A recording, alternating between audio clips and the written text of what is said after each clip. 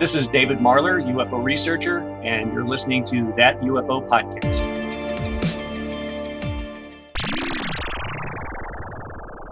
Hi everyone, and welcome back to That UFO Podcast. My name is Andy, and I am here with your second deep dive. The first deep dive in the series was with Joe Murgia on the Wilson Davis memo, and it was very successful with a lot of great feedback.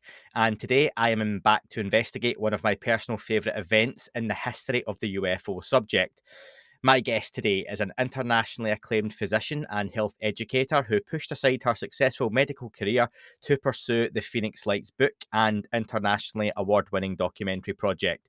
She was leading the cutting-edge era of early disease detection and prevention as Chief Clinical Consultant of the Imaging Prevention Wellness Center at the world-renowned Arizona Heart Institute in Phoenix, Arizona, until coming forward around 7 years after the event we're going to talk about. She was a key witness to the historic Pheonix Lights event on March 13th, 1997. I'd like to welcome Dr. Lynne Kitei to the podcast.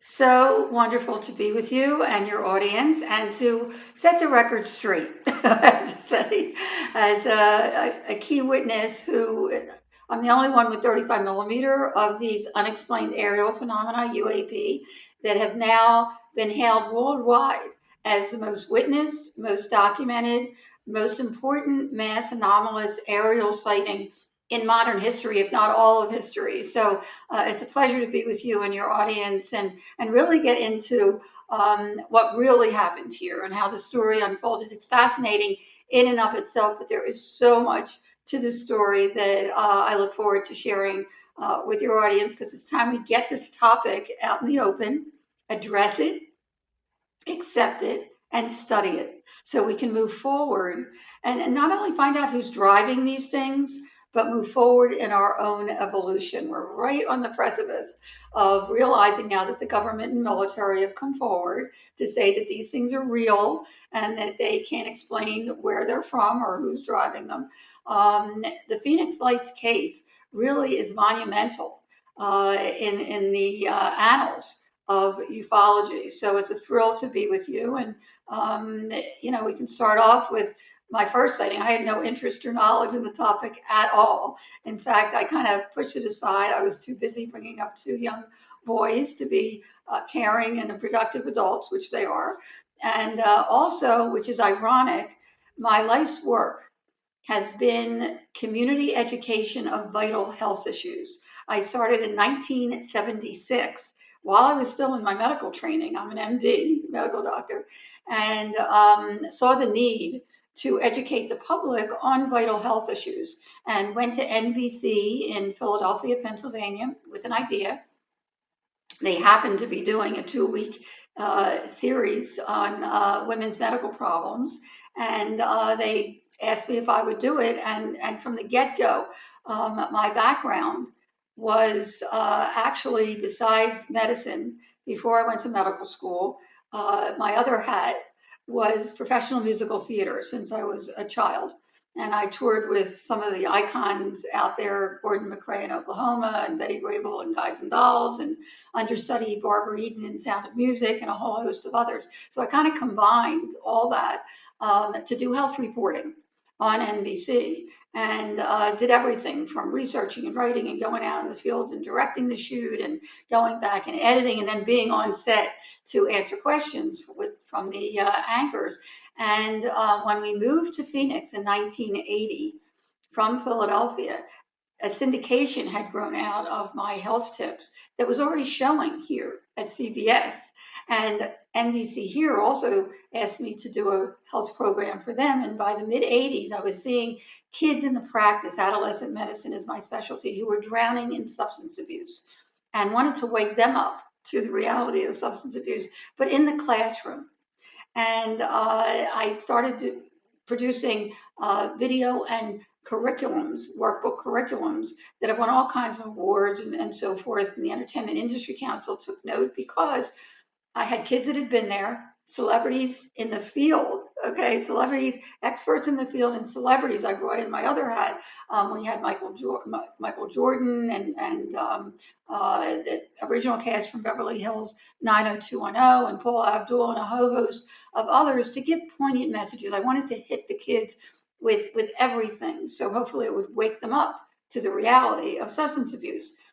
Now, take it fast forward to 1995 without any interest or knowledge in the topic at all. And if anybody is by their computer, if they would like to get on the Pheonix Lights Network website, www.thepheonixlights.net, and go to the photo page, you will see my unique collection of 35 millimeter photographs prior to and after March 13th, 1997, which we will get to, when thousands of people saw what I had been documenting for 2 years prior.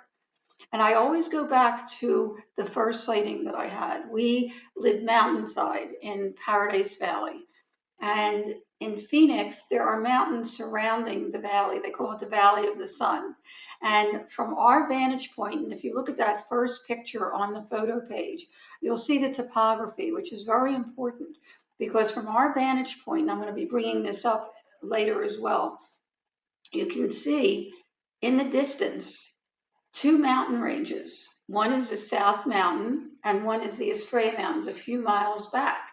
And right in front of South Mountain is the airport. So one wall of our bedroom is a window. So we're very familiar with what planes and helicopters and streetlights and car lights look like. It was February 6, 1995. I don't believe in coincidence anymore. It happened to be the eve of my birthday, February 7th. I was in a bath in another room. My husband was in the room with the big window, and he was standing by the window on the phone with my mother-in-law, who called from Philadelphia to wish me a happy birthday. He was also a physician on several state and hospital medical boards. Nothing ever ruffled his feathers, but he sounded alarmed, and he says, "What the hell is that? Get over here quick." So I grabbed my camera, grabbed my towel, wringing wet, run over to the window, dripping a little below us because we're pretty high on the mountain. And we're nestled in the mountain and we're gated. So there is no way this was military. We're three amber orbs in a pyramid formation, one on top and two closely aligned underneath, a little below us, over a very treacherous desert landscape. In fact, I looked underneath to see if somebody was there. They shouldn't have been, it's gated, but it was pitch black. And my first thought was to get my video camera, but it was downstairs and I didn't want to miss anything. And you'll hear from many people who have anomalous sightings like this. They don't move, they're in awe, which we were. And I didn't know how long it would last. So I tried to take everything in mentally. I always suggest take those mental moments. And it's just like it happened yesterday. The size, the shape, the color. They were about 3 to 6 feet each, depending on how close they were. And they were just yards from our window. They were oval shape. I noted that immediately, which is interesting because the Navy Nimitz pilots who have come forward to show the Tic Tac video now talk about what they were seeing were oval shape. And there are many sightings where people describe what they were seeing as oval shape. I don't know if it's the same phenomena, but nonetheless, they were oval shape. And I call them an orb because the light did not extend outside the edge. It was self-contained, and it was a uniform amber color throughout, very soothing, very mesmerizing. And I collect sunsets. And if you go on that photo page, you'll see at the bottom, there are two sunset pictures. I did not see this massive rod-shaped object a month apart in the same place, but they're in the negative. 35 millimeter is in the negative, cannot be explained or denied. At any rate, I kept the camera handy to capture the sunsets, and I run to the closet to get my camera, saying nobody's going to believe this unless I take a picture of it. It was so unusual. And as my husband calls me back, he says, "Get over here quick. One of them is disappearing." I always go back to this sighting. It was up close and personal. I watched the top orb, without budging from the two underneath, start to shrink very, very slowly, mechanically, as if there was an intelligence behind it. The only shows we ever saw, because we weren't into the topic at all, but having two young boys, was the original Star Trek series with William Shatner, and I just did an interview for his show, because the messages were so great. And of course, Close Encounters and of the Third Kind, and uh, that was it. And E.T., the movie E.T. But in Star Trek, they talk about, or they show, the Romulan cloaking device that kind of wavers before it cloaks. I really noted that, just popped in my head, that picture. It wasn't wavering at all, but it was cloaking. It was cloaking right in front of us till it was pea size and then disappeared. But it felt like it was still there. Where did it go? I stepped out on the balcony. There's a sliding glass doors perpendicular to that big window. Took a quick picture of the two lower orbs. That picture is on the photo page. And immediately noticed an eerie silence, as if time had stopped. It was just bizarre. And as intently as I was watching these two lower orbs, and I have to admit, I did not admit this to anyone until 2 years later after the mass sighting. But going through my mind at that moment, I thought, who are you? What are you? Do you know that I'm here? I'd love to meet you. That's exactly what I thought. The next thing I remember, the left bottom orb started to shrink, just like the top one did. And something told me to take a picture, and I clicked a picture of that. That's also on the photo page. That was the only one that turned out at the time. But for me, it was miraculous, because here I caught one orb half disappear while it was cloaking, and one still there. But I didn't know who to show it to. I knew no one who was into the topic. And I wondered for 2 years what this advanced technology was right outside our bedroom window, why my husband and I saw it together, okay, so we could corroborate that there was something there. And I had a picture of it. Not until 2 months before the mass sighting, and people don't know this, there is so much mis and disinformation out there that, and inevitably, because I pushed my whole medical career aside for 7 years after thousands of people saw what I had been seeing, to try to find a logical explanation for what I witnessed and photographed. I have multiple 35 millimeter photographs of these UAP. I have yet to find that. But 2 months before the mass sighting, I'm lying in bed, and if anything pops up out there, whether it's a storm, a dust storm, or a fire, or whatever, it catches our eye. And here I notice 3 amber orbs in an equidistant line far west. And this is January 22nd, 97. And I'm watching them. And as I'm watching them, they're hovering for minutes. And I'm thinking, wait a minute, they're amber color. They were huge balls of light. They're in an equidistant line now. And I watched each one from right to left. It seemed to implode, just like 95. And I mentioned it to my husband, which, by the way, he did not want to talk about that close sighting. He would not discuss it. He would get a little agitated when I brought it up. It's interesting that everybody comes from a different background, different upbringing, different belief system, different worldview. Some people can't deal with this topic. Some people don't want to, and that's okay. Everyone in their own time. But now there's data they can really look at. But at any rate, I mentioned it to him, and he said, do I still have to go to work tomorrow? That was his comment. The next evening, he was at a medical board meeting. And I get up to the bedroom, and I notice that out of the sliding glass door is now the same 3 amber orbs, huge, but at a distance, in front of South Mountain. And if you look on that photo page, the first picture, you'll notice there are red blinking lights on top of South Mountain to alert aircraft that are coming into Sky Harbor, that's in front of South Mountain, that there's a mountain there. And they were lower than those lights. So I figured, enough, I'm getting my video camera. I run downstairs, I grab my video camera, it was charged. I get out to the front area, and I get about 18 seconds worth, the battery goes dead. I go inside, I plug it up, it's about 8 o'clock, I run outside, they're gone. About a half hour later, my husband's coming up the drive. I go outside. I said, honey, remember I told you about the 3 equidistant orbs far west last night? Well, about a half an hour ago, they were right in front of South Mountain. And as I'm pointing, just like this, they reappear in the same spot. I was like, whoa, I got to get a picture of this. So again, little coincidence, because my video camera was attached to electricity to charge it up. In video, it doesn't do the lights justice. This is really important. In video, the lights are much smaller. They're white, not amber. They flicker. Nonetheless, the formations themselves are very compelling if you really look at it. But 35 millimeter, they're in the negative. I grab my 35 millimeter. I get out to the balcony. Just as I'm ready to shoot the 3, suddenly 6 lights pop on above the 3, massive span, over a mile wide, totally equidistant from each other. It was so unnerving, not having an explanation for 95 close sighting, that I started to shake.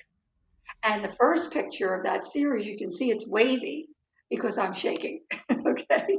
But I kept my wits about me, thank goodness, because the second picture to me is a smoking gun. The second picture shows, and I always say the data speaks for itself, just look at it. And if I can be a credible voice so people actually look at the data, then I've done my job. So I hope that your audience will look at the data, because here there's 1 light in the center that's the brightest and 2 on each side with 2 underneath in the picture. 2 months later, thousands of people would describe what they were seeing during the mass sighting as 5 lights in a V formation with 2 trailing lights. And we have documentation on TV, on the radio, of people sharing just that. This is 2 months before the mass sighting. Then as I'm clicking away, whatever I was capturing head on turned into a V shape. And that, as the lights were disappearing from underneath, the 3 lights were disappearing, I ran inside, called the Arizona Republic newspaper, which is a big newspaper here, and said, you've got to get somebody out there quick. There's strange lights in front of South Mountain. Get some pictures of it, and please tell me what it is. As I finished the sentence, they were gone. Didn't sleep well that night, but by the next morning, I thought, come on, there's got to be a logical explanation, right? I'll just search it out. So I called the Arizona Republic again and got an operator on the phone. I said, did anybody call last night to report strange lights in front of South Mountain? She gets off. She gets right back on. She said, no, nobody called. Well, I know I called.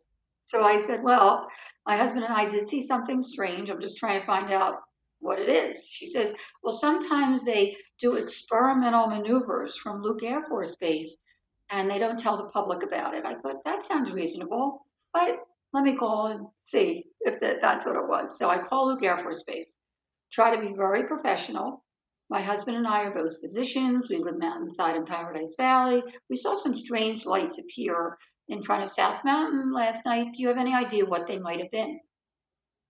From the get-go, she had an attitude. And she said, well, they didn't come in from Luke Air Force Base and they didn't come out from here, so we had nothing to do with it. I said, be that as it may, we did see something. I even got pictures of it. Who can I call to find out what they might be? She says, well, you said it was near South Mountain and the airport, so maybe they saw something there. Now it was a mission, which is very unlike me, by the way, at the time. But I called the FAA and I said the same thing. The operator was really nice. And she said, well, there was a group of air traffic controllers here last night that did see some strange lights. I mean, it was already a buzz about it. Maybe maybe they're here this morning. I said, please ask if anybody's here this morning. I would love to speak with someone. Finally, kept me waiting forever, for 5 minutes. This guy, who I subsequently met, very low-key guy, gets on the phone. He said, did you see the 6 lights were equidistant from each other, hovering in a formation at 8:30 last night? He was more excited than me. I said, yes, that's why I called. He said, we saw 3 at 8 o'clock. I said, yes, I saw them too. He said, 3 popped up at 8 o'clock over Class B restricted airspace. They were all very forthcoming initially. About 1,000 feet altitude. Anyone that comes into that radius of 30 miles around the center of the airport must call into the tower, especially 1,000 feet that these were. No one called, so they got alarmed, looked on radar, did not show up on radar. They disappeared. When they popped up again, 6 of them, massive span, over a mile wide, at 8:30, they really got alarmed. Look on radar, didn't show up on radar, took their high-powered binoculars to look, and in their own words, there were 6 points of light totally equidistant from each other, massive span, over a mile wide, over Class B restricted airspace, that seemed to be attached to something. These lights seemed to be attached to something, or had a force field in between that was holding them in rock solid formation. And he was a meteorologist and said that the entire thing turned as a unit against the wind, very significant, elevated slowly in synchrony, and then moved as a unit behind South Mountain. So I said, so what was it? And there was silence. And then he said, beats me. I said, you're an air traffic controller. You're supposed to know what's in our airspace. They ruled out every conventional aircraft, balloons, Chinese lanterns, flares, even skydivers with lights. And we kept in contact. I continued photographing these phenomena up and including March 13th, 1997. Let me just follow up on one thing there, Dr. Lynne, because that's a lot of really fascinating context, even before we get to the mass event in 1997. Now, you're collecting a lot of data on your own. You've got an interest in the subject gathering. You're starting to see these lights on a pretty frequent basis, and you're doing the research, you're following this up. Is no one else in the general area taking the same interest? Are you hearing about anyone seeing the same lights? Obviously, aside from air traffic control and such, but is there no scuttlebutt amongst the residents of these lights appearing? That's a very good question. Besides us alerting our neighbors, and they saw them too. Another interesting coincidence, a couple weeks before the mass sighting, my husband was getting really frustrated every time. The scientist in me, and I have to tell you that I approached this whole thing as a scientist, trying to be really meticulous with the data and credible data. I had to run out there every time these lights popped up for days before the mass sighting. And I figured, okay, maybe there's a logical explanation to this. So I started showing the video to my friends to find out if anybody knew anyone that was connected to the topic. This is how close I was, Andy. A friend of a friend had a neighbor who had a friend who knew the past president of MUFON, Mutual UFO Network, which I had never heard of before. And I called him up and told him that I was seeing these lights, which he hadn't heard of. But there were other people not only seeing them, but photographing them too. In fact, one fella called MUFON up to his balcony the night of March 13th and the mass sighting night, and they captured an arrowhead of 5 lights. All you have to do is look at that video. Those lights are attached to something or have a force field holding them in rock solid formation. So there were people, to answer your question, that were seeing them and documenting them on film before the mass sighting. At any rate, he refers me to a field investigator for the following Wednesday, who calls me on Tuesday to say that the then state director of MUFON wanted to be at that meeting, but his mom had passed on Saturday. The funeral was Wednesday. Could we postpone? And I was like, whoa, I am so booked for another couple, 3 weeks. The only window of opportunity I had was Friday morning at 10 o'clock. He said, fine. I knock on his door. He opens the door. The first thing he says to me is, did you see the mass sighting last night? And I said, well, I saw something similar to what I told you I saw 2 months ago. In fact, I got video of it from last night. He said, great, because NBC was coming to interview him in a half an hour. I said, whoa. I said, wait a minute. First of all, I don't know if it's a hoax or military or whatever, but it's not about me. It's never been about me. It's about the data. I said, take a copy of the video, show it to whoever. I'm out of here. Oh, and by the way, I called the air traffic controllers again this morning, the morning after the mass sighting. They confirmed it was the same exact phenomena over the same exact location, Class B restricted airspace, 1,000 feet altitude, and that a couple pilots called into the tower to report it. And a commercial airline pilot that started screaming, "What the hell are these lights over me?" And a private pilot on close approach, which we'll get to later, which I had no idea was reporting it while I was filming it. We'll get to who that is later, who did not come forward for many, many years, I have to say. At any rate, I get home that afternoon, sitting in front of my TV. I didn't even know if they would be covering it, with my VCR ready to go. You know how they do breaking news on the news stations? Every news station was showing my video. He had given it to everyone, which was really exciting because I didn't know what the heck it was, but here people were seeing what we saw. And my video is the 3 end lights of a giant V or a triangle over a mile wide. By the 9 o'clock news, a couple of other videos came forward, the arrowhead and a boomerang, really impressive giant boomerang. Some of your audience may have seen that. My video and the arrowhead video were shot before 10 o'clock. This will become significant. The boomerang, and there's 2 boomerang videos, were after 10 o'clock. At any rate, it was uncanny that I'm learning on March 13th, 1997, that while thousands of people were staring up at the sky for a glimpse of the Hale-Bopp comet, they also got a glimpse to one, and we just learned from a couple years ago, from the director of the National UFO Reporting Center in Seattle, Washington, Peter Davenport. I thought he was kidding, but he received thousands of reports and drawings and all the illustrations, all kinds of things, that one of these objects, whether it was these orbs that were in rock solid formation, in V shape, delta shape, boomerang shape, or actual craft. And we're talking gunmetal bottoms, windows. Some people saw beings at the windows, 30 miles an hour, right over people's heads. And he said one of these objects was 8 miles wide. I thought he was kidding, but he wasn't. I mean, he's announced it since and confirms that from his data that he's collected for 25 years, that one of these objects was 8 miles wide.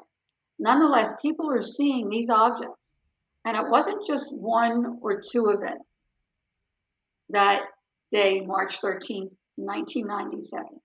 As you would hear in the media, sure, they grabbed onto the 8 to 10 time period because that's when most people were outside looking up at the sky, seeing something unusual, and calling the news stations and so forth. But on March 13th, 1997, the mass sighting, historic mass sighting, began at 3 p.m. in the afternoon. 5:30, there were reports from Native Americans in New Mexico. 7 o'clock hour and beyond in California. 10 o'clock hour, there were 2 commercial airline pilots that called into radar to report one of these massive mile-wide craft, or bigger, was covering Las Vegas. And the sightings continued until 5:30 the next morning. The last report that I received personally was from a Boeing crewman who said that his whole crew was coming into Sky Harbor International Airport at 5:30 the next morning, and one of these massive, over mile-wide craft was hovering over their tarmac. Another interesting aside is at 3 a.m., there was a call to the National UFO Reporting Center by an alleged crewman from Luke Air Force Base, and we have part of that very professional recording in our documentary so people can hear it firsthand, how excited and professional he was, that there was one of these over mile wide craft hovering right over central Phoenix at 8:30 that evening. And jets were sent out from Luke Air Force Base to intercept and get gun camera film, which I heard they did, I haven't seen it, of this object. And as they got close, the lights started to dim, and then the entire thing blinked out and disappeared. And not only did Luke Air Force Base go on lockdown after that, which has been confirmed by other people, but this fella said that he helped one of the pilots out of his aircraft because he was so shaken up by it. Now, the technology itself, not only the fact that it disappeared, okay, when jets got close to it, which is like, what does that? But as people are watching, silently, these massive objects right over their heads, rooftop level. Some people said they could have thrown a rock at it. It was so close. If you go to the GAP page, GAP, Geospatial Animation Project, on the Pheonix Lights Network website, there was a 12-year study, meticulous study, by investigators, hundreds of reports that they analyzed. 2 or more people had to see the same craft to be in the study. And their conclusion after 12 years was that there were 10 different craft. Now, whether it was one craft that could morph into looking different, the perspective from where the person was standing, or a parade, which is ultimately what they concluded because there were multiple things happening in multiple locations in 4 different states over a dozen hours. We're talking about a massive parade on March 13th, 1997, of incredible objects. Now, one of the pictures will show you that one of the crafts split in 2 and shot straight up. Other people reported that these orbs detached from the main object, went out into the environment, and then redocked with it later, which is interesting. Again, going back to the hard data, if you look at the pictures from 95, and there's another story to tell if we have time, you'll see that the same exact phenomena in an equidistant line is in the same location at a distance, disappearing when my husband and I are focused on the close orbs. In the first picture, there are 4 lights in a row. The close lights actually moved, and we'll get to that. In the last picture, there are 2 lights in the same location at a distance. So the same exact phenomena was there in 95, as I also photographed 2 months before the mass sighting, during the mass sighting, and then after the mass sighting. They continued. At any rate, the technology itself was mind-boggling. Also, which is really significant, and we are doing a big, big scientific study right now. If people want to get on the Pheonix Lights Network website, whether you saw the Pheonix Lights or not, you're listening about it. And I've had people worldwide tell me that the Pheonix Lights has affected them at a deep level, even though they never saw it. But just learning about it and reading my book and watching the documentary and just watching this podcast that really sunk in. The Pheonix Lights really affected people in real time and long term. If you go to the Pheonix Lights Network website, at the landing page, there's a triangle. And right underneath the triangle, there's a link that goes to a questionnaire that's totally anonymous and confidential. And I welcome people to go there. And we've had over almost 500 people in less than a month and a half go there because so many people have been affected by the Pheonix Lights and other similar phenomena. You don't have to just talk about the Pheonix Lights. But at any rate, I welcome people to do that. Can I ask? Can I just ask a quick question? Sure. On the event itself, because that's really interesting, like you say, that there were 4 states where there were sightings across Correct. that day and into the evening. And I also just had somebody tell me that they saw it in Texas as well. So, this is many years later, but they saw it on March 13th, 1995, the same phenomenon. If these objects are as large as they are, it would make sense, wouldn't it, that you're going to see it from greater distances as well. What I'd like to know, though, is of those 2 main sightings that everyone knows about, which happen 8:30 and then 10 p.m., can you just go into the detail and distinguish what was the first sighting that caught people's attention, and then what happened for the second sighting that evening? Okay, you're separating it into two events, right? Just like the media says. Well, yeah, I'm gonna go for get to that that. first. Yeah, I'm gonna get to that Okay, because good. that's mis and disinformation. Okay. Okay. And I'll show you why. I'm just gonna tell you the facts, not trying to convince anybody of anything. But as the story unfolded, which is really interesting, here people are seeing this right above their heads. Okay. I had no idea at the time that it was 4 states. I mean, I just knew that it went throughout Arizona and that thousands of people saw what I had been seeing. And I'm learning a week later that because it was amazing. The next Tuesday, I see my video on the news again, and they're interviewing a fella right here in Tempe, which is where Arizona State is. It's right near Arizona State. Had a huge computer lab. And on the side, he had been analyzing pictures and video of UAP, UFOs, worldwide for like 20 years at the time. And he was showing pictures on the news of these orbs in triangle formation from UK, from Belgium, from Russia, from all over the world. That was the first I heard about it. I did not know anything about this topic, and it blew me away. I thought, oh my goodness, this is happening worldwide? I had no idea.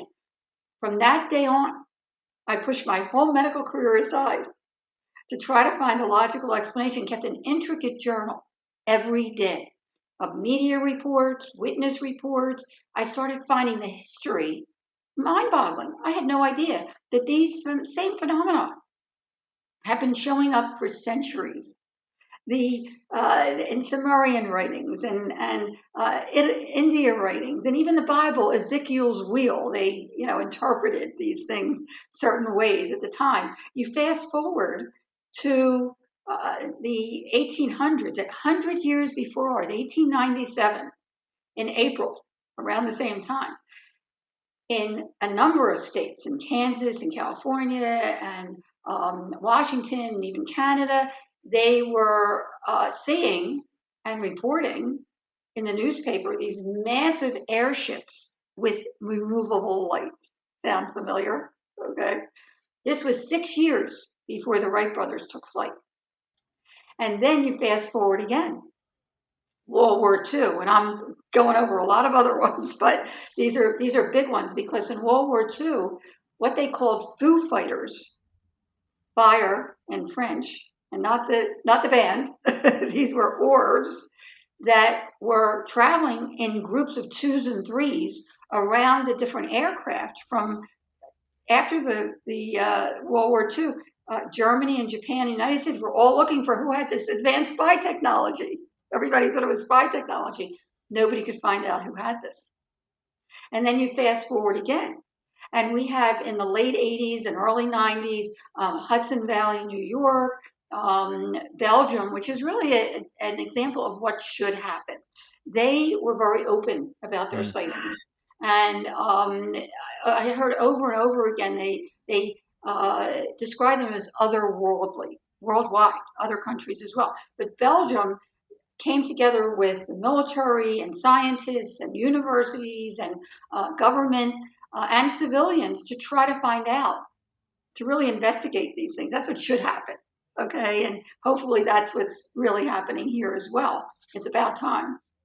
But at any rate, and then you fast forward again, and you not only have the Pheonix Lights, but you have worldwide, these things are happening. So here I'm keeping an intricate journal, wondering what's going on. And there was no investigation, no explanation at all. Like a lid was put on it. It was uncanny. I mean, we're talking over 10,000. I'm probably thinking probably closer to 20,000 people saw this. It was a very clear night, and thousands of people were outside looking up at the sky at the Hale-Bopp comet. And there's nothing. May comes, and a councilwoman, Phoenix Vice Mayor, did not see it, Frances Barwood, but so many of her, hundreds of her constituents were calling her asking, why isn't there investigation? Innocently asked for one in a council meeting, and she was plastered to the wall. with jokes in the paper and ridicule and, little green men and the whole thing. I mean, it was really horrifying at the time. In 97, there was so much ridicule and snickering and discrediting happening. I was very content to stay anonymous and just do my homework, okay, which I continued to do. At any rate, fast forward again. June 18th, for whatever reason, front page USA Today article. For the first time, people outside of Arizona were hearing about our mass sighting. They really kept a lid on it, okay? And people were afraid to come forward because of the ridicule as well. Overnight, and Andy, we didn't have social media at the time. Overnight, it went viral. By the next morning, every national morning show across the United States, Peter Jennings, Dan Rather, you name it, were talking about the Pheonix Lights. In fact, we had news people from all over the world come here. And once they started talking to the witnesses, their descriptions were so detailed and so heartfelt that they too were saying, why isn't there an investigation? Why isn't there an explanation? That very morning, late morning, for the first time, our former Governor Symington announces publicly that he's having an unscheduled press conference for that afternoon to divulge the culprit of the lights over Pheonix. And people took it seriously. In fact, at the press conference, there were parents as well as reporters. He comes marching out, one of his aides, in a giant alien head costume and made a mockery of it. And said people were panicked. No, people weren't panicked. They were panicking because now it was out of the bag. People were hearing about this worldwide because there was not one. We'll get to how it affected people in real time and long term. There was not one credible report to date, 25 years later, of harm, threat, or abduction associated with the Pheonix Lights phenomena. Quite the opposite. People were in awe and in wonder, and I saw people telling me they feel blessed to have had the experience. If we have time, we'll get into that because that's a really intriguing aspect of the whole Pheonix Lights phenomena. But nonetheless, the audience laughed initially, and then he asked to turn off the cameras. I had someone that was there tell me that afterwards they were ticked off. Not only the reporters, but there were parents there that with their children saw something 2 and 3 malls wide, and he's making a joke out of it. But again, it put a lid on it. And weeks passed, and during those weeks, it did not sit well with me either. I wanted to get to the bottom of it. So I started calling military bases. Never told them what I had, just that I had witnessed and photographed these UAP.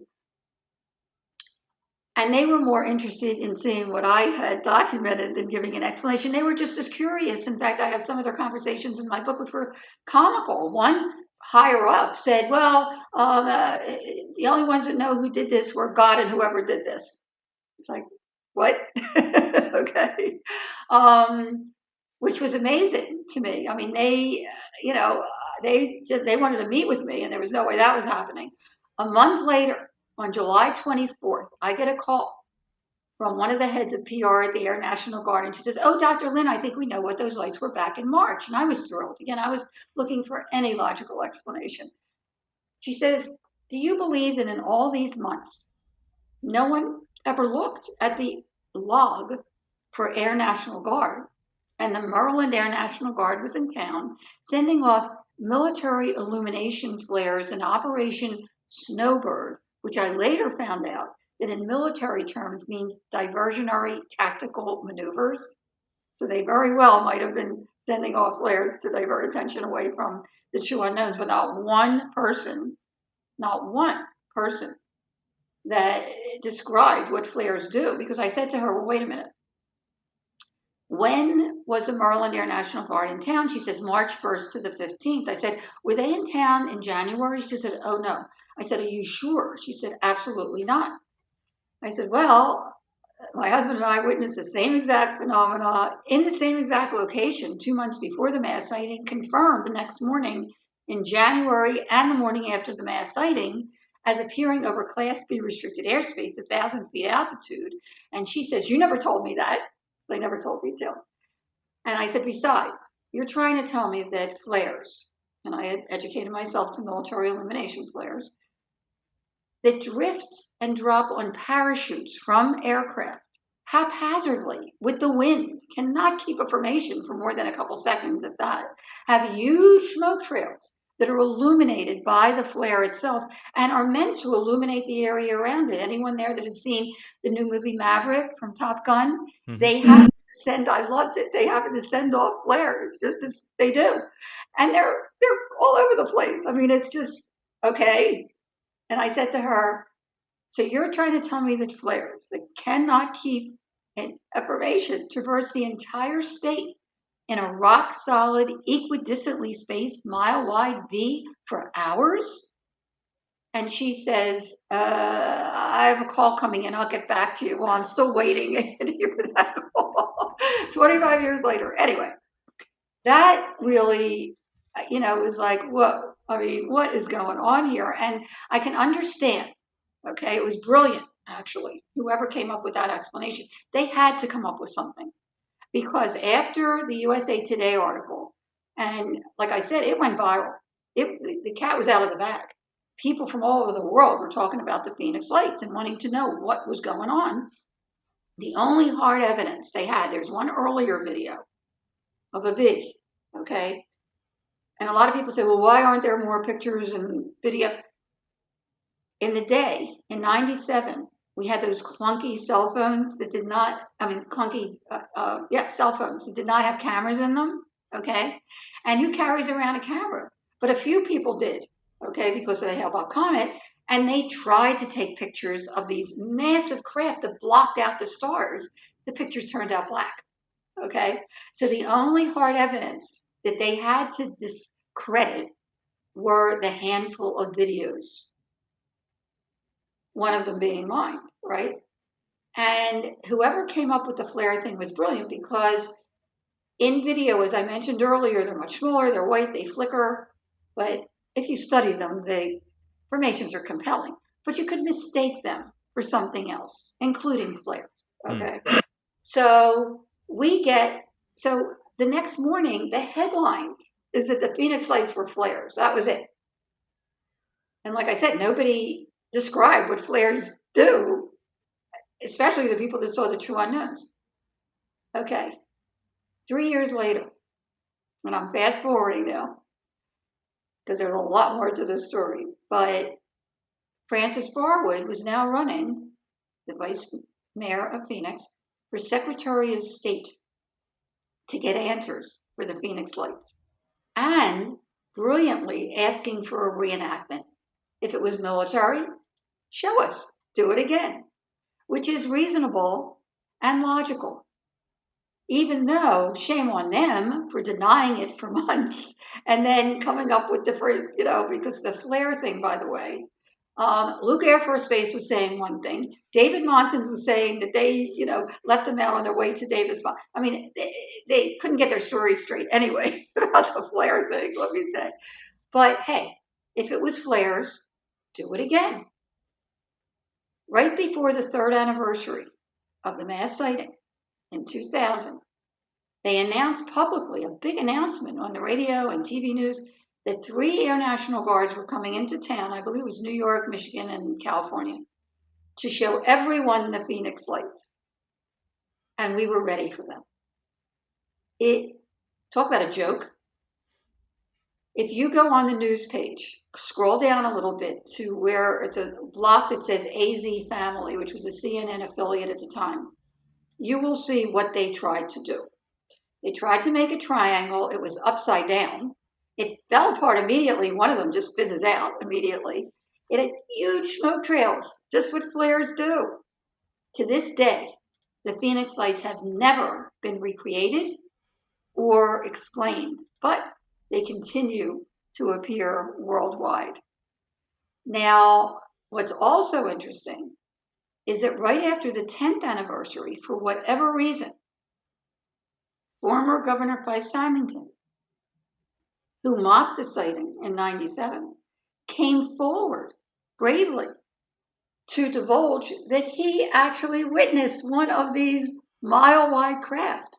And in his own estimation, as a military awarded pilot, it definitely wasn't flares. He saw a craft. And in his own words again, which you would hear worldwide from different countries, it was otherworldly, which was a huge step forward. The more credible people that come forward, and that was one of the reasons I did come forward, which we'll get to, after 7 years of anonymity. But right after, also in 2017, there was a front page New York Times article divulging that Harry Reid, one of the senators here, had funded a $22 million study with the Pentagon of UFOs with military and government. And now the cat really was out of the bag because they were admitting, even though insiders know that they've been studying it for decades, but here they were admitting that they were actually studying something that was unexplainable. Right after that, the pilot that I had mentioned earlier, the private pilot, who on approach called the air traffic control to report this V of 6 lights right in front of him, none other than actor Kurt Russell, which was so cool because I realized after I watched some of his interviews, and one of them, UK interview, which is a fabulous interview, is on our website, the news page, and I think it's on the homepage as well if people want to take a look at it. Terrific, and talks about a lot more, which we'll get to, of what happened to him himself, but which also happened to other witnesses. But the fact that he came forward is such a big plus. I mean, the more credible people that come forward, the more credibility is lent to the sighting itself. Now, the story continues to evolve. In fact, my book is in its 4th print because I squeezed ultimately, after 7 years of keeping an intricate journal, 750 pages later of such credible data that what do you do with that? I mean, here I was not only a scientist trying to be meticulous with the data, but as a physician to let people know, even though most anomalies can be explained, only a small percentage cannot. But just because we don't have the technology yet to definitively define what these things are, it doesn't mean they're not real. We may just be looking on the AM dial for an FM frequency. So as a physician, I needed to let people know that they're not alone. They're not alone. Even if it can be explained, when people have a paranormal experience, it's real to them. And if they don't share it, and I always welcome people to message me on Facebook. We have the Pheonix Lights Network page on Facebook, or through the website right at the top of the homepage. There's a link where they can just go right to me and share, because sharing with one person, just one person, is cathartic. It's healing. And certainly as a physician and as an experiencer myself, I know what that feels like. And as an educator, Andy, what do you do with it? I had a 750-page journal plus pictures that I've gone to extreme lengths, 35 millimeter in the negative, extreme length, to have explained to me at university and military level. And no one can tell me what I photographed, only what I didn't photograph. They are true unknowns. And in good conscience, after lots of soul searching, because I did not want to come forward, I actually went back to work as chief clinical consultant, you mentioned at the top, of the Wellness and Imaging Center at the Arizona Heart Institute. Nobody knew what I was doing. I took that 750-page journal in a little cubby office that I had, and in between patients, I was squeezing it down to the best, most credible data that I had found.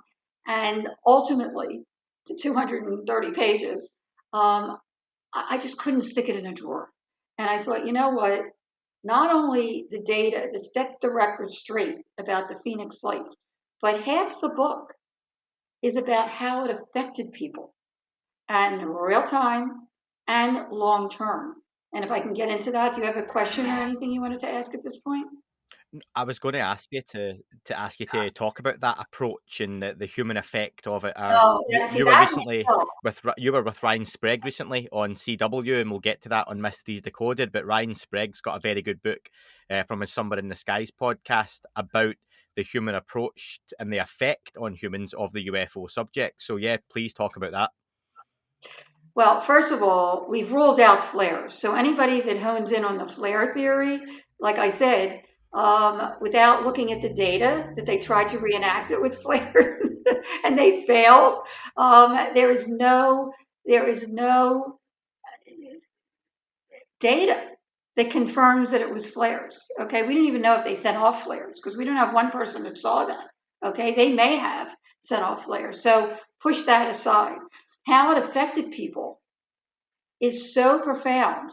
That doesn't happen with planes and helicopters and flares, okay? In real time. Now, we're so inundated with threat, and harm from the news media and Hollywood that Dr. Gary Schwartz, who's in the documentary, head of the Consciousness Study Department at the University of Arizona, makes a very poignant statement. He says, if you're inundated with data that to fear something, how do you think you're going to feel when you see that something, right?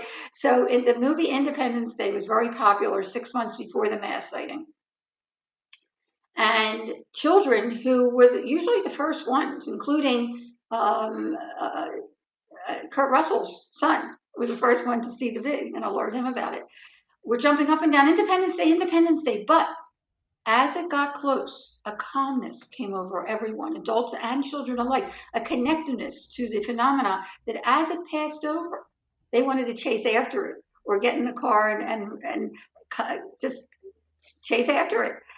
And so in real time, it affected people at a very deep level. Like I said, not one person felt threatened or harmed or scared.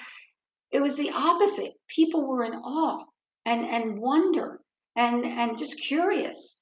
Then in long term, people went into the environmental movement, into the peace movement. It changed people forever. Whoever did this, and I don't know who did it. I just know that someone did it that really profoundly affected people at a very deep level in real time and long term, and we're quantifying that now with our study. So I welcome that people will take a look at that. But it changed people's lives forever. Not only that, a number of people shared with me, a number of witnesses, Pheonix Lights witnesses, that they had had near-death experiences as children that was reawakened by the mass sighting. And that really hit me hard because I did too. And I let it all out there in the book. That's a whole nother hour.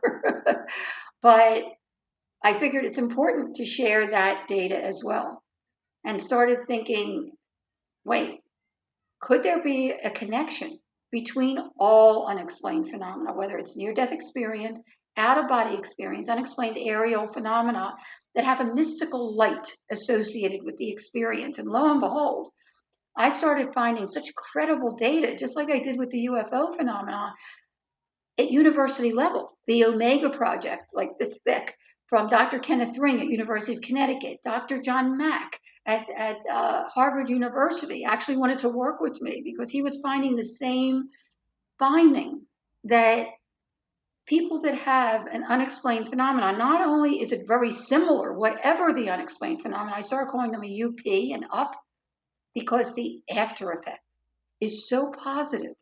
The awakening, the enlightenment, the connectiveness that one feels after a true up experience to the universe and to the earth and to each other that they probably never felt before, that changes people forever.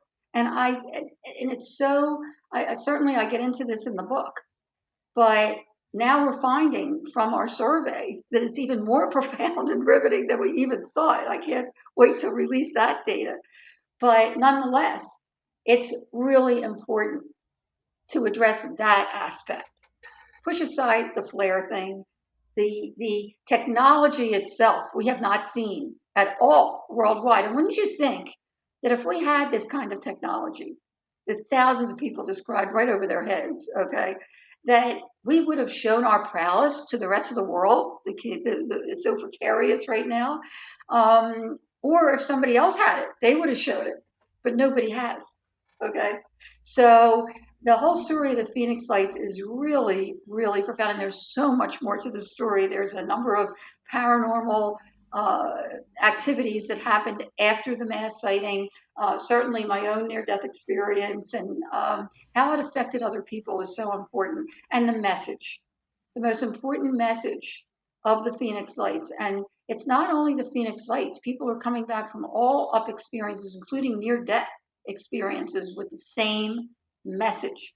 Whoever is out there in other dimensions, time travelers, interstellar, interdimensional, they are giving the same message to wake up to what you're doing to your earth, to your planet, and to yourselves before it's too late. And if that's not an important message to relay, and I do hope people take heed of that.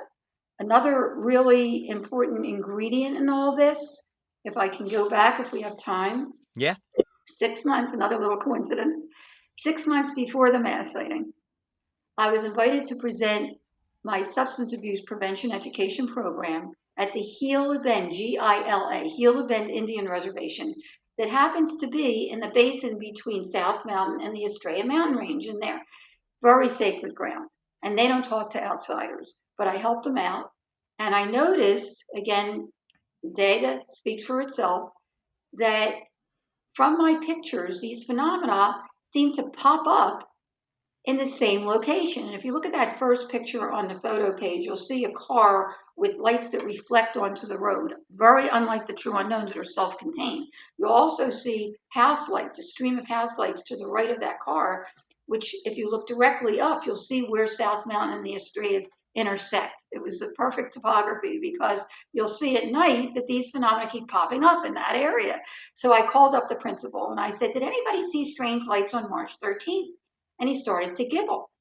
And I said, is that funny? And he said, are you kidding? We've been looking up at them for centuries. We call them sky people, light beings. I had no idea that native cultures worldwide, indigenous cultures worldwide, are much more open to these intelligences, not only being out there, but visiting us. And what he described, first of all, he said these orbs, many indigenous cultures in the Hopi right here in Arizona have protocols to invite these intelligences in.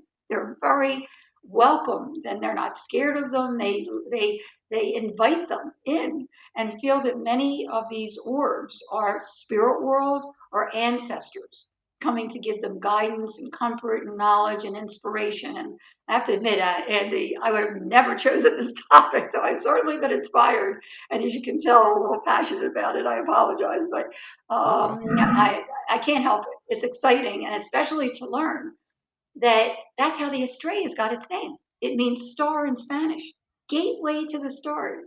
And they believe in that area that there is a gateway or portal in that area. And again, if you just look at my photo data over and over again, these phenomena keep popping up in the same location. So that was another little coincidence. Just 6 months before the mass sighting, I had that experience, was able to learn about that aspect, that native cultures are so much more open to these other intelligences than we've been, and how important it is to acknowledge our planet and appreciate what we have on this earth.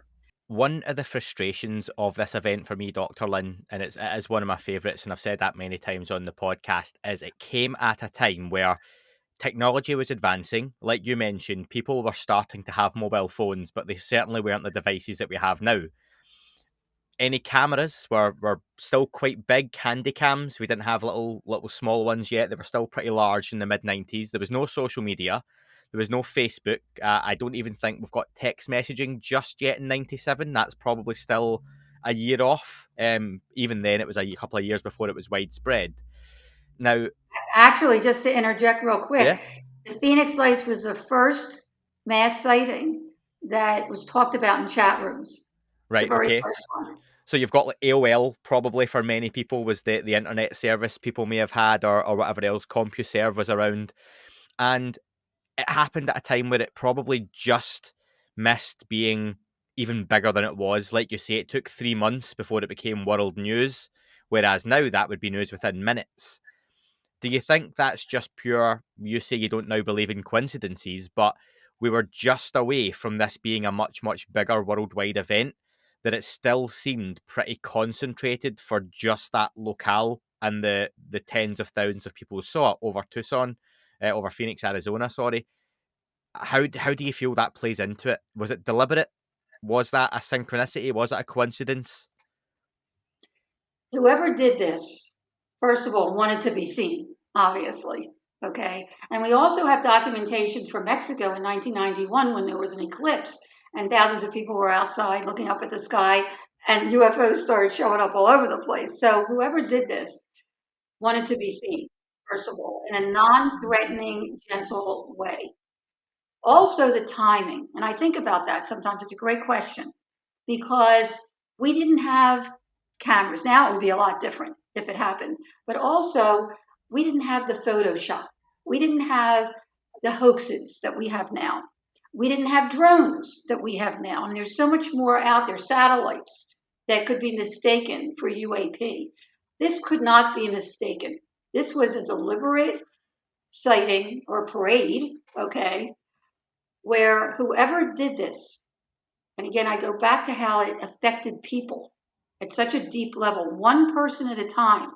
Okay. It was like they said, forget about the military and government. We're doing this and making people aware because it was so denied for so long. And you can only imagine if there are benevolent people out there, and I can only talk about the Pheonix Lights. I don't know what else is out there and their agendas. But with the Pheonix Lights, I can discuss it intelligently and with the data that somebody wanted to make us aware of their existence and wanted us to wake up to not only the fact that we're not alone in this universe, but that we are spiritual beings. I can't tell you how many people have awakened, and that's the up experience, to how important it is to wake up to how we can make this world a better world and wake up to what we're doing before we do destroy this planet and ourselves. It still seems, and one of the most common arguments is that they could do it on a bigger scale and deliver that message to the world now. If that happened now, and again, it's that old, people hate this White House lawn landing, but you know, if they appeared over Paris or London or Johannesburg or whatever, and came out and said, look, you're destroying the planet, nuclear weapons are not the way to go, the wars, the famine, the genocide is all wrong, that would answer the question. It still seems that they're delivering a message to small pockets, to individuals, to small groups. And do you know what? The message is still getting out. I've talked about the aerial school phenomenon because that incident happened 30 years ago nearly, yet only now is the documentary being made and the message getting out. So is it a case of, much like the Pheonix Lights, the real message isn't yet being told, and it's only now 25 years, 30 years later that these are becoming more and more relevant? Absolutely. You hit the nail on the head.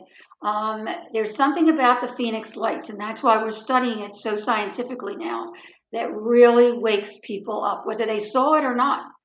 And they're, like you said, I mean, it's happening worldwide. Okay. People are now seeing similar phenomena and pointing and saying, well, there's the Pheonix Lights, which is kind of cool in and of itself. But people are waking up now, especially with the internet. I mean, now people are seeing things, and most can be explained. And again, we have the drones and the satellites and other things that can be mistaken for a UAP. But they start looking into it. People that really look at the data and study the data will realize there is a plethora of information for centuries. I knew nothing about this. That's why it was so important finally to come forward and just let the data out there and let people decide for themselves. Some people don't want to deal with this. If they have to feed into the flare theory to give them comfort, that's okay. That's okay. Everyone in their own time. But that's why I'm so grateful that you're letting me share this data with you, because even till today, there's still ufologists, there's still programs that have their own agenda that are giving disinformation. It's very frustrating for us that know what's going on. And that's why I didn't want to write a new book. When they came to me to write a second book when things were unfolding, I said, no, no, no, no, no. The first book was 750 pages, the first journal that I squeezed down. That first book is really important so people can really see what happened here. And it's really helped people actually transform to a good place in and of itself just reading the book. I didn't realize it. Plus, when I was at the Arizona Heart Institute and came forward, I didn't know how it was going to be delivered or taken by the community, especially my peers. I had more doctors and nurses pull me aside and tell me how grateful they were that someone of credence came forward to finally get this out in the open, talk about it, okay, and let people feel that they're not alone, okay, because they had experiences when they were children that they started telling me about, and which is so rewarding to know that the book, the Pheonix Lights, a skeptic's discovery that we are not alone, and I recommend the ebook only because it has color pictures and live links. I'm an educator. Go off if you're interested in a certain topic and study that topic, as well as I also have here's the documentary. This is the latest edition of the documentary. If you have Amazon Prime, especially in the UK, you can get it for free. I believe you can still get it for free. And it's on Tubi, Tubi. It's for free there as well. And it's streaming on Amazon. Here is the latest cover of the latest edition of the book, the fourth edition. And as an educator, and working on a curriculum, which is very difficult to get into the schools, needless to say. But I figured, you know what, let me put together a graphic novel activities coloring book that's called the Pheonix Lights, UFOs, and Crop Circles Coloring Book Adventures of Sue FO and Hugh, Hugh UFO, he's a little alien. I worked with Disney illustrators and teachers and students, fifth and sixth grade, and it is packed. I mean, we're talking 150, 60 pages here of not only the story as it unfolds, we have the 10 different craft to scale to color. We have 80 crop circles, and we talk about real ones. I always give both sides of the story, and also the fake ones and the difference. And we have 80 of the most intricate crop circles to color. We have word finders and crossword puzzles, and from simple to difficult for all ages, because I wanted parents and grandparents to enjoy learning, not only about the Pheonix Lights, but the topic. And we have iconic pictures, including a picture of these UAP around the Capitol in Washington, D.C. in 1952. Okay. That's why I think they've shown themselves as they can through the years. And, people ask me, oh, what do you think? If they wanted to get rid of us, they could have a long time ago. Obviously, they're that advanced. But be that as it may, they've tried through the years to show themselves. And ultimately, with the Pheonix Lights mass sighting, they said, "This is it. We're doing a biggie here." And again, how people were affected. People aren't affected at a deep soul level by planes or helicopters or balloons or holograms or flares. So, whoever did this, who's ever behind it, I hope that I find out in my lifetime. I would love to find out. But the fact is that, as you alluded to, Andy, just getting the information out like we are today, and hopefully people will look further and look on the website. It's packed with information on the homepage and the photo page and the gap page. There's illustrations and animations of actually what the governor saw, as well as the news page. There's so much in there to explore and consider. So I hope your audience will do that as well. And, it starts out with an open mind and an open heart. All of those links are available in the description to the podcast, so people can click on those down below, whether it's YouTube or on your podcast apps, and you can check all that out. And like you say, the website is packed with a lot of free stuff as well. Bringing it up to modern day, you're still capturing this data, you're still researching, you're still seeing these lights. You recently appeared on Mysteries Decoded, and that was with Shannon Legros, and I mentioned Ryan Sprague earlier, friend of the podcast, who's just relocated to Scotland as well. And you shared a video with them, didn't you, of similarly placed lights from 2019? Do you want to talk about that I experience haven't and what had them happened? analyzed, so I can't definitively say that they're the Pheonix Lights. In fact, they were a little over than where they're usually seen, so Hmm. I'm not sure. I can't say definitively, and I like to be definitive. But nonetheless, similar lights have been showing up, even weeks ago. I also had a sighting, and people are seeing them worldwide, and certainly in other areas in Arizona, over the Navajo Range. I work with Navajo Rangers that are law enforcement that take these phenomena seriously, and they have a lot going on up there, including beings, okay, that people are seeing and reporting, and also these massive rod-shaped craft, as in my two pictures in the photo page in Sunsets, a month apart in the same location. They're seeing these rod-shaped craft not only worldwide but also here in Arizona. We get reports all the time of orbs or either discs coming out from these, what they call motherships, I guess. So they're happening continuously. And if you go to the National UFO Reporting Center, you'll see worldwide people are reporting unusual sightings, and most can be explained. But there's enough now and in real time, which is exciting. I hope there is another mass sighting because now with people, and that's why they couldn't keep it quiet. I mean, how could they keep it quiet any longer? Because people are seeing things that are so unusual and capturing them on their cell phones and sharing them in almost real time on the internet. They just couldn't keep a lid on it anymore. So, now I'm glad that it's out of the bag as far as the military and the government admitting that there is something that they cannot explain. And hopefully one day we will be able to explain who's behind it.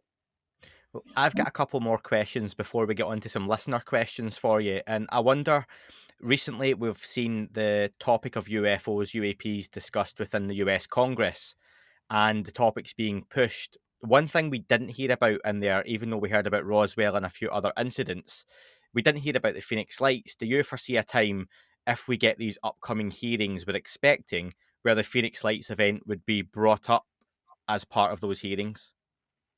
I hope so. I mean, I decided if anybody reads the book, because I don't need to do this. Okay, I have a very comfortable, wonderful family life. But for whatever reason, as a scientist, as a physician, as an experiencer, and as an educator, I need to do this. And, the fact is that, I hope that, as I said, even in the book, I have surrendered. I have felt that this whole thing is orchestrated by something, someone, and that if that's the case, and I can be a credible voice to share the data and people actually look at the data, then I've done my job. And I've just watched. And that's when I talk about coincidence, and you'll read the book, you'll see many coincidences have happened since the mass sighting. The puzzle pieces keep fitting together. And the story keeps expanding and growing and changing and evolving. And if it's meant to be really out there in a giant way, and the Congress finally comes around and gets to some of the most important sightings, including the Pheonix Lights, so be it. When it's time, it'll be time. And I'm just along for the ride. So, yes, do I hope it'll get out there? I think that, at this point, it's evolving as it's supposed to. It's slow, obviously, it's 25 years later, but the word is getting out there and the truth is getting out there. And people that really want to look at the facts and the data, they're out there. Okay, so I hope your audience will take a look. There's a much more to this story. I just told you the tip of the iceberg today, but including analysis of my 1995 close sighting by Dr. Bruce Maccabee, very respected Navy optical physicist, who analyzed the close sighting pictures, the first and the last, because we went back and found that there were additional pictures on those strips, 35 millimeter strips in the negative. Actually, the one right next to the last picture, the only thing in that negative are the two unknowns. What's that about? There's no skyline, there's no nothing, just the two unknowns. Be that as it may, he got back to me after I sent him the first and the last picture that's on the website photo page to ask him what those closed orbs were. And he said, you told me that closed sighting in 95 was 2-3 minutes long. I said, right. He said, can your husband corroborate that? I said, he won't talk about it. He said, you have to sit him down and just corroborate the time. So I finally did. I said, we don't have to talk about the closed sighting, but do you remember, it was 3 years later, because we had a big sighting here, which you can see the footage in our documentary of straight lines and mirror images and the giant pyramid through a fog, okay? The military wasn't out that night, okay, because it was in fog. That was amazing, that we caught on 4 different videos, north, south, east, and west, and I sent that to him as well. And the 2 pictures is an afterthought from 95. And I said, just tell me what you remember, how long that sighting was in 95. I said, I don't know, 2, 3, 4 minutes, tops. I go back to Dr. McAbee. He said, first of all, that's impossible. I said, what do you mean? He said, not only is this, and he was the first to recognize that the same exact phenomenon, he was very meticulous in his analysis, the same exact phenomena was in the background over the same exact location, disappearing as the closed orbs were disappearing in 95, 2 years before the mass sighting, in the same location. But he said, look at the skyline. I said, okay. He said, there are many groups of lights, not just individual lights, but groups of lights that are on in the first picture that are off in the last picture. He said, that doesn't happen in a couple of minutes. He said, I want you to do an experiment. He says, go out on your balcony. This is 3 years later, mind you, but he said one night every hour, the next night every half hour, and I actually did another night every 15 minutes to see when these groups of lights go out. Now, I usually take a bath between 7 and 8 when we're home. So let's be conservative and say starting point is 8 p.m. The groups of lights started going out at 9 p.m. The last picture is indicative of 10:30, 11 p.m. Now, he did it again a few years ago for National Geographic TV with better, more advanced software, and found that there were even more lights on in the first picture that were off in the last picture. He said to me, can I present this case in the upcoming 1999 MUFON, Mutual UFO Network, International Symposium in Washington, D.C. that was upcoming? I said, Dr. McAbee, this is your baby. I would have never realized this data. Just keep my name out of it, which he, among other, just a handful of people that knew who had these pictures, because I wanted to do my homework for sure before I came forward with them. But I was having them analyze at university and military level.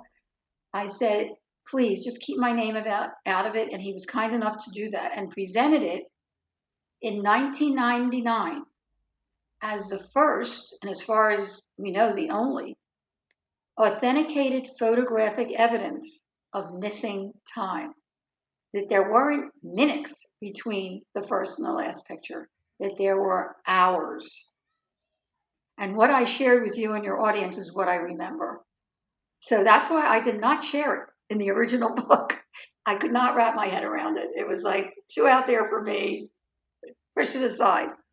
By the second edition of the book that came out in 2010, it was like, okay, maybe it's important data. Maybe just sharing that data will open the door for scientists to actually address time, that our concept of linear time is primitive. Past, present, and future is not what time really is. Okay, remember when I went out on the balcony, it felt like time had stopped. Okay. Mm-hmm. Also, when you look at quantum physics and quantum mechanics postulating that there could be 10 or 11 different dimensions out there along with ours, why is it such a leap to think that there could, in other times and spaces along with ours, be intelligent, sentient entities in those other times and spaces that we get glimpses of if we're open to them or invited. So I finally shared it. It hasn't gotten out there big. That's fine. When it's time, it's time. But the data is out there if anybody cares to take a look at it. One more question before, and thank you for that, before listener questions. Have the locals' opinion in the area now, 25 years later, has that changed at all on the event? Do people still very much believe they saw something truly anomalous, they saw a hard craft, or has it softened to being, just with time passing and, like you say, misinformation, disinformation, and the mind plays tricks, that it was something more prosaic? More than ever, which is also very poignant. 25 years later. And there's other stuff that we could, talk about, including people that suppressed the sighting for months and years, as Kurt Russell did. He described Yeah. it in his UK interview. I mean, there's so much more to the story, but that's why we're doing this study, because the Pheonix Lights mass sighting, particularly for those who did see it, affected them, every single one, at such a deep level. Okay. And yes, there's a few that, like I said, with Independence Day, just didn't want any part of it or suppressed it or whatever. But the vast majority, and I'm talking 90+%, which we're finding in these studies, affected at such a deep level that more than ever, they not only are grateful that we're talking about it and it's out in the open, okay, but they know it's not a belief anymore. People ask me, do you believe in UFOs? It's not a belief anymore. It's a knowing. It's a knowing. That is a giant leap. Again, it doesn't happen with planes and helicopters and holograms and flares. It's a knowing that people have. Every year, I host a big event at the Scottsdale Harkin Shea Theater to keep it alive and to also have a forum. And it's sold out every year, where we show our documentary, our award-winning documentary. We're very proud. The Pheonix Lights Beyond Top Secret has won over a dozen International Film Festival awards. And it's a real grassroots effort. It's a very gentle overview. The book has much, much more data. But I wanted to give something to the community to not only view that's not going to freak people out, but also to have a forum where they can come and feel comfortable being there and being able to talk about it, because we have speakers. In fact, Alice Cooper saw the mass sighting. He's come forward and he's actually been part of our event last year and the last time that we had it before COVID, as well as other luminaries in the field and witnesses. When you hear from the witnesses themselves, if anybody has Discovery Plus, there is a show called UFO Witness, the 5th episode, which is very good, very well done, where we have a witness, an RN nurse, he was standing right under one of the craft and actually saw, and it's amazing when you hear the witnesses themselves describe, and it's as if they had seen it yesterday, just like I described the 95 sighting, okay?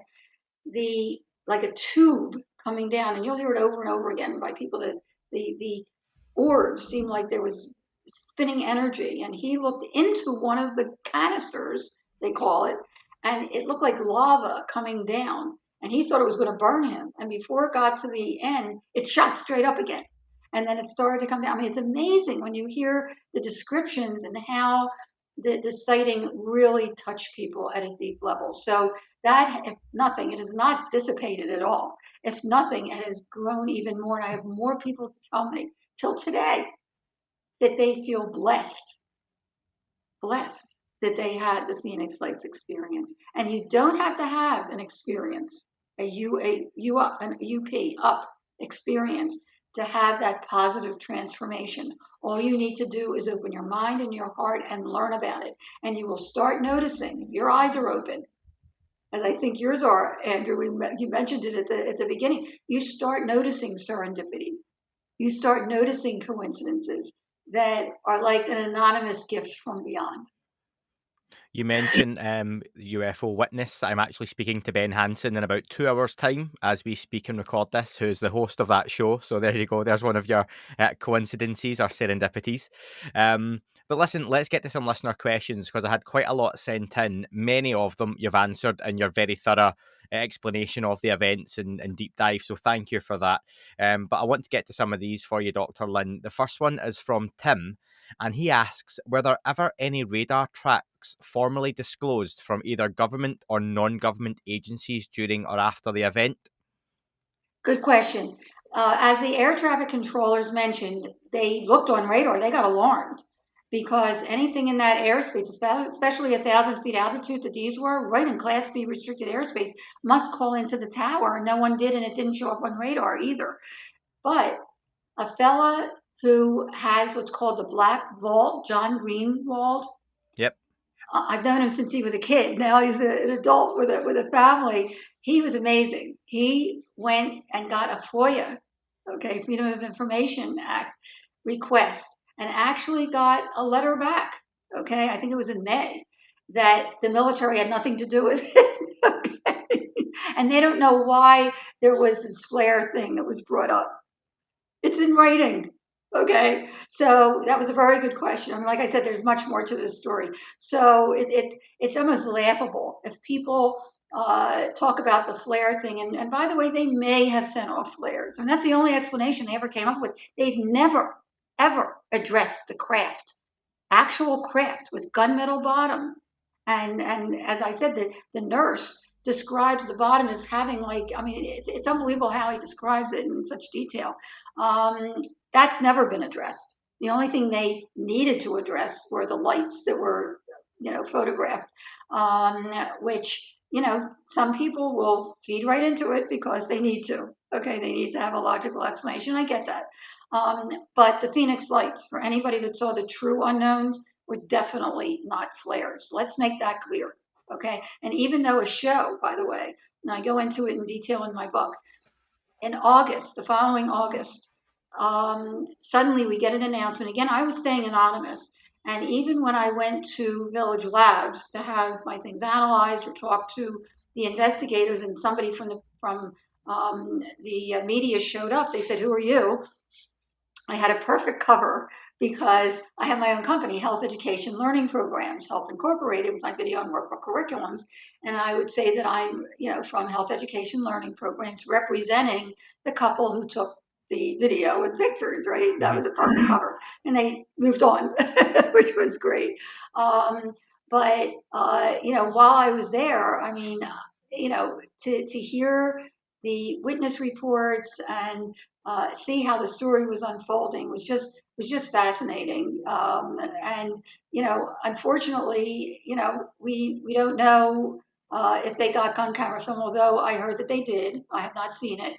But the point is that they were very well aware because they tried to intercept a craft at 8:30 that night. So what they were saying was that the boomerang video, because I went to the director of the show and I said, look, there's a lot more to the story than just March 13th. And the public should know that this has been happening for not only, by then I just had learned a little bit, but for centuries. But I have photographic evidence 2 months before the mass sighting. I didn't even realize that I had it from 95 too. And I said, they really should know about this, that it's not just March 13th. And other people were seeing these things before too. He said, well, the military said it was flares, so that's what it was. And it was like, what? You're not even going to look at my pictures, which he did not. Okay. And they had me set up to do an anonymous interview because I really want people to know there's more to this story than March 13th.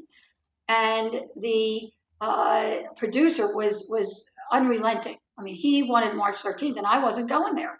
And my interview ended up on the cutting room floor, thank goodness, because what they did was in the middle of what they called, it was a show called Anatomy of a Sighting, which they ended up showing multiple times during peak hours on Thanksgiving and Christmas and over and over and over again. They took the boomerang video. My video has been confirmed as a true unknown, the three endpoints of the Via Triangle, not only by university and military optical physicists, but by the air traffic controllers that saw the same thing while I was filming it. Okay. But the boomerang, which was after 10 o'clock, mine was before 10 o'clock anyway. After 10 o'clock, the two boomerangs are the ones that have been under fire for being flares. And they took the Kristen video, which is really impressive, which, by the way, if you go to the news page and scroll down, someone that had advanced stabilizing software took that boomerang video and showed that it didn't budge. Those lights did not budge. They stayed equidistant from each other, and one of them actually elevated and split in two. Flares don't do that, but be that as it may, the boomerangs are the ones that were under fire for being flares. And they took that video and tried to show that it went behind the mountain range, South Mountain, or the Estrella Mountain range.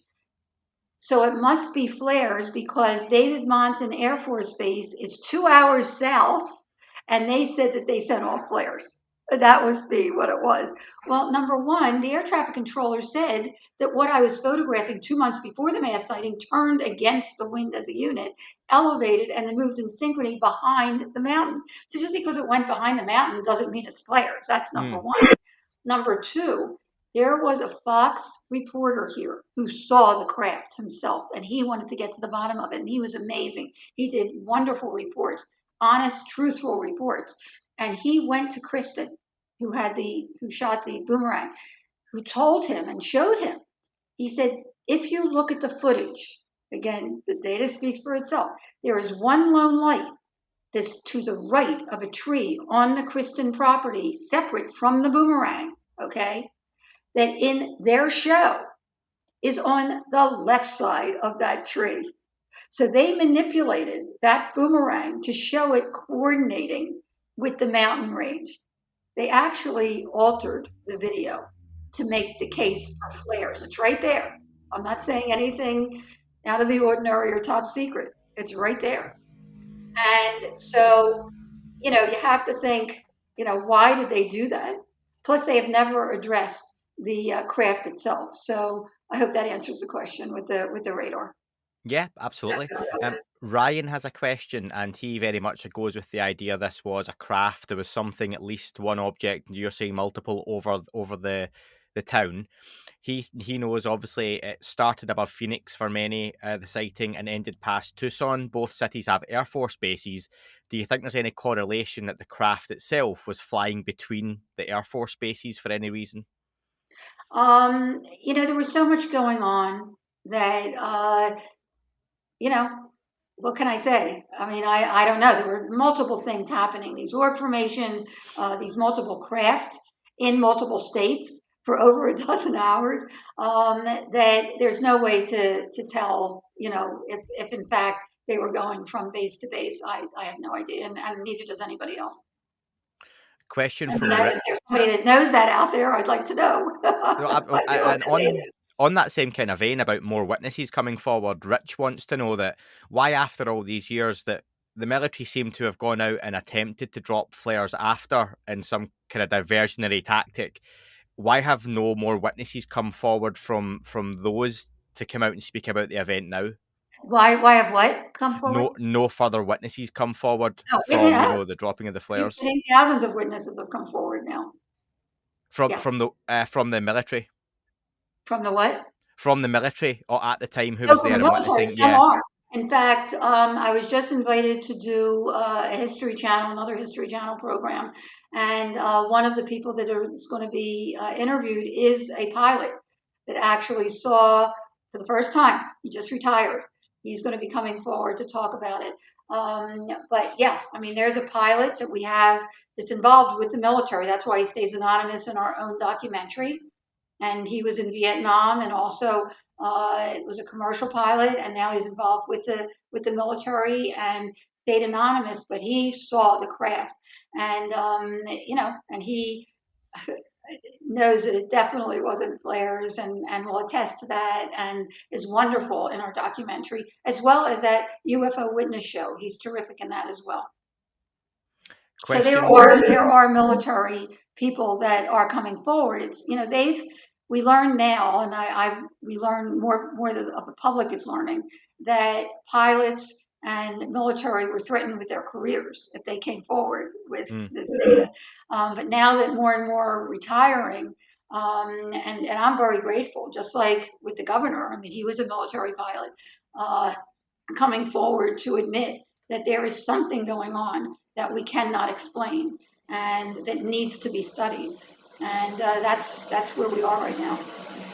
And I hope more come forward as well. That would be great. Yeah, and there's always, you don't know where they're coming from. You don't know what their agenda is. We do have military out there that say that they were, flying their planes that night with the Air National Guard. Well, okay, but and that they set off flares. Okay, but where's the proof? Where's the proof? When they started to try to reenact it, they blew it. The nail was in the coffin for being flares. Once they did that, that was like, give me a break. I mean, they had their shot. A question from Alfie. He wants to know, is there any data from the event that you think the new UAP Task Force could obtain and use in modern day? Absolutely. I welcome them to take a look at my photo data. I have gone to extreme lengths to have my 35 millimeter photographs that are in the negative, that cannot be explained or denied. Tell me what it is, especially the picture that I took 1 month after 9/11, and there's a story to that, that I have on the cover of my book. I'd like somebody to tell me what that is. I don't know if you can see it, but let's see. For the YouTube viewers, yeah, they'll be able to see the cover, yeah. What are they? Okay. I mean, in fact, on our website, we have that, which look like discs. They look like 3 discs. And there's a negative that's next to it where you can see them turning. They're turning.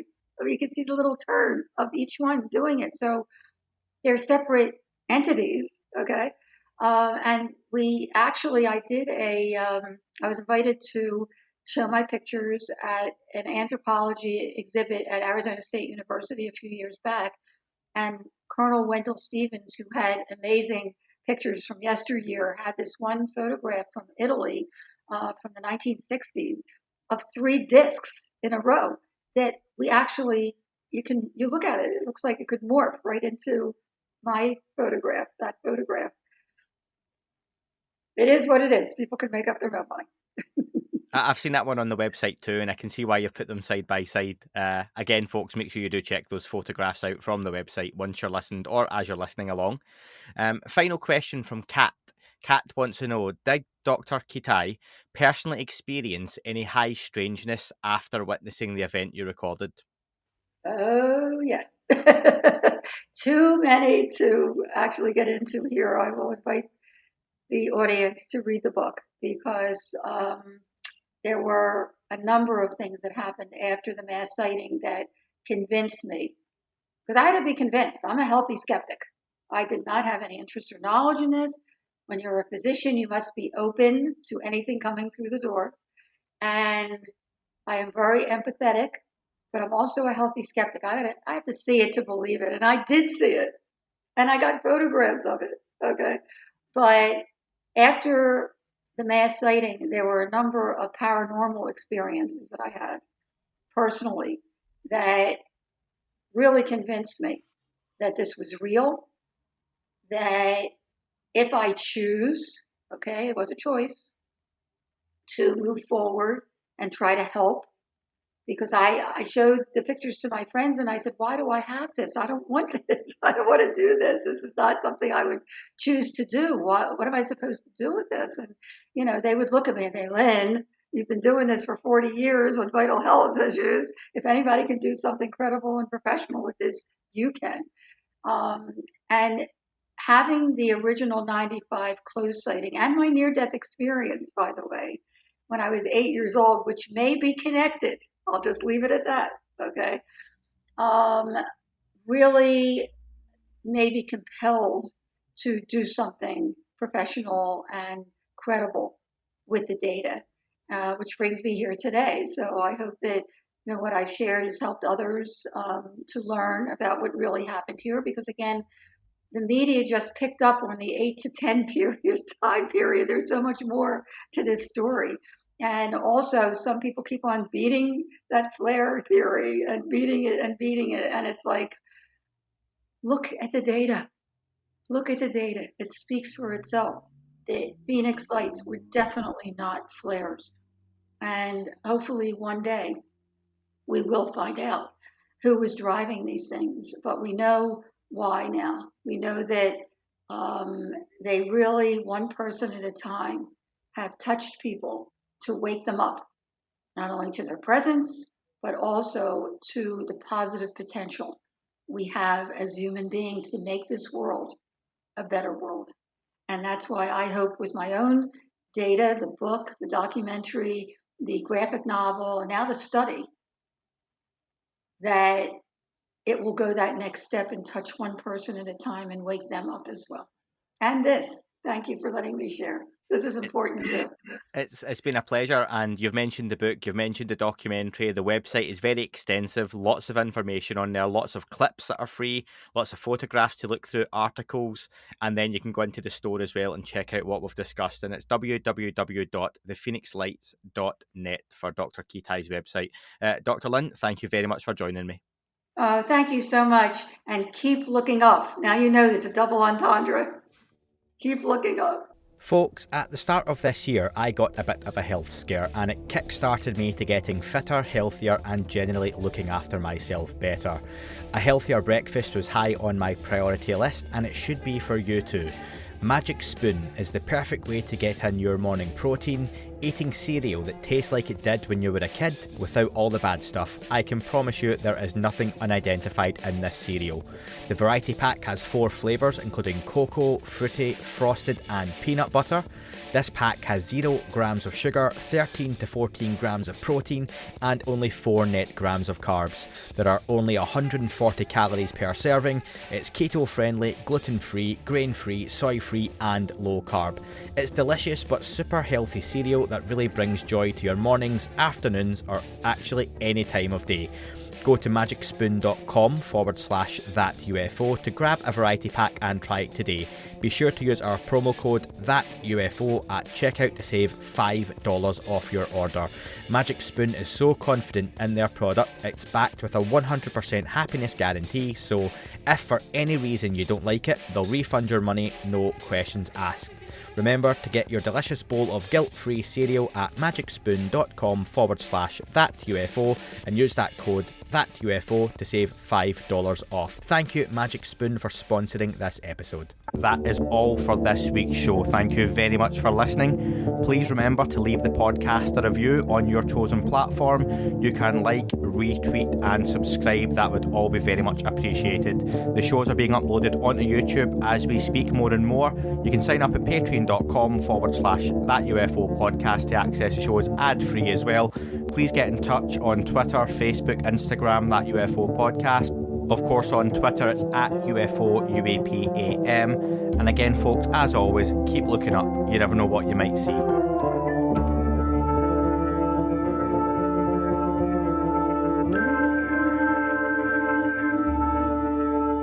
It wasn't a tic-tac and not quite a saucer, more like a hubcap designed by Chaucer, a little baroque and quite steampunk, like Alice was playing bass for the Parliament of Folk. The little fucker hovered right outside of my window, and when I shoved out the screen, he made it an issue. I don't think he expected me to see his ass, but I'd had some champagne and smoked a little around.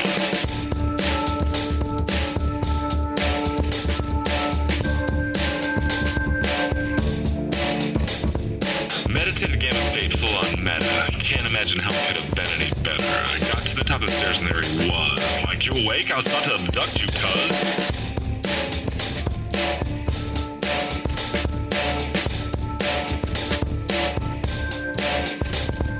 I jumped back and nearly kissed myself, and I climbed out the window after the elf, and I woke up in my bed and there was something on my head and everything was weird and everything was red. And I called out to my boys, they thought this was noise, they thought it was a dream, and they thought it was my toys, they thought it was my problems, and they think I should seek therapy, and I don't know what to do because it doesn't really scare me.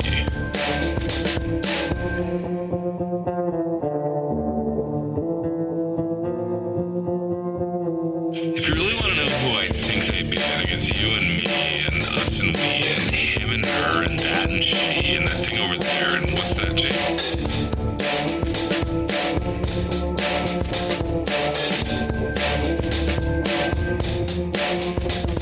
But for being serious, open your mind, consider your heart, consider time, consider your space, consider your lies, consider your life, consider your eyes.